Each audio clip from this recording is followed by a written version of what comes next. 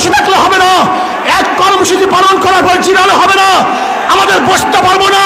সময় নাই বসার, নহে সমাপ্ত কর্ম আমাদের, অবকাশ গুলোর বিশ্রামের।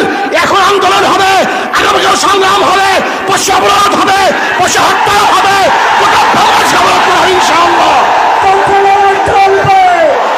ভাইয়ের আমার, এর জন্য বলবো, শেখ হাসিনা সরকারকে বলতে চাই, যদি সোজা আঙ্গুলে ঘি না ওঠে বাংলাদেশের জনগণ আঙ্গুলকে ব্যাখ্যা করবে।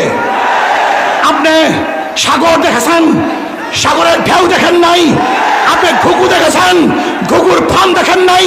আপনি পাহাড় দেখেছেন, পাহাড়ের ওজন দেখেন নাই। আপনি ইসলামী আন্দোলন বাংলাদেশকে দেখেছেন, বিশ্বের চর্মনাইকে দেখেছেন।